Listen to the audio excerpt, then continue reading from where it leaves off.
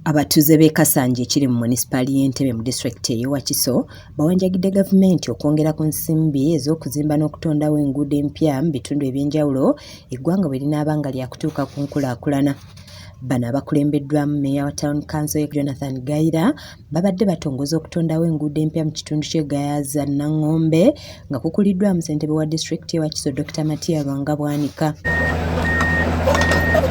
Abatuuze balombojjedde abakulembeze bano okusomoozebwa kwe bayitamu mu kitundu kino bwe gutuuka ku nguudo kye bagamba nti kibasibye mu bwavu nga n'amasannyalaze tebalina ekiziŋŋamizza entambuza y'emirimu. Amakubo ge tulina mu Kasanje kituufu gali mu mbeera mbi nnyo okulaba nti batwongera ku ssente za road fund.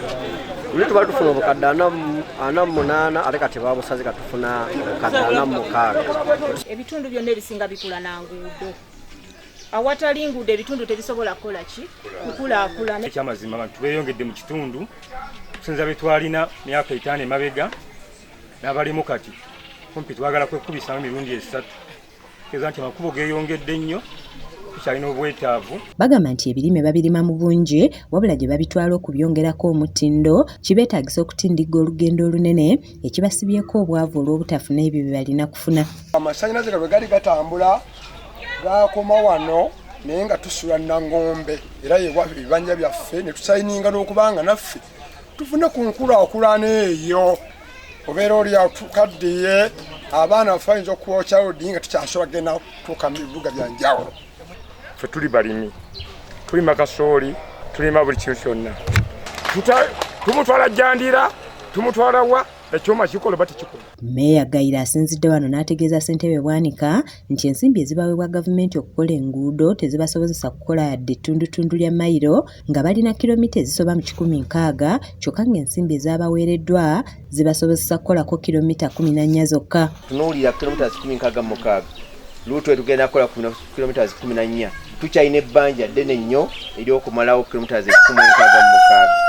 Sebo nsaba nese kusaba abakugu bange nga bali bawulira twagala kusaba road fund yeyongereko. Asinzidde wano n'awanjagira gavumenti okubaako kyekola okussa amaanyi mu kukulaakulanya enguudo. Yakulira abakozi mu Town Council y'e Kajjansi Mabanja Jime agamba nti enkolagana y'abakulembeze n'abantu ba bulijjo nnungi nga bangi bawadde ettaka lyabwe ligisibwemu enguudo olw'okuyaayaanira kw'enkulaakulana kwe balina. Bala monna tubebaza nnyo okuwaayo amakubo gakole ki ebitundu bikyuka makubo kuba gabanga malungi kukimu kikola ki kitambula.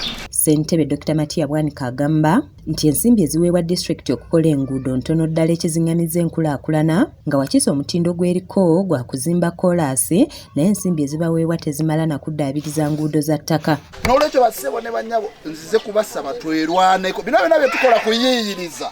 Basentebe munoonye muno mulimu abagaga nga bantu balamu abaguzeemu ettaka mubanoonye mubagambe batuyambeko enguudo muzoogedde nnyingi naye sente teziriiwo. Asinzidde wano n'asaba abantu okubeera obumu beerwaneko n'okusaawa enkolagana wakati w'abalina ensimbi nga babatuukirira babayambeko mu kukola enguudo. Ayogedde ne ku bulungi bwansi n'abasaba okumwettanira baleme kulindanga gavumenti kuba yo buli nsimbi ezikuŋŋaanyizibwa ezitwala mu kisero kya ggwanga olwo abazikuŋŋaanya ne baviiramu awo. Eggombolola esobola okugatta disitulikiti y'Empigi ku Wakiso ne Kampala.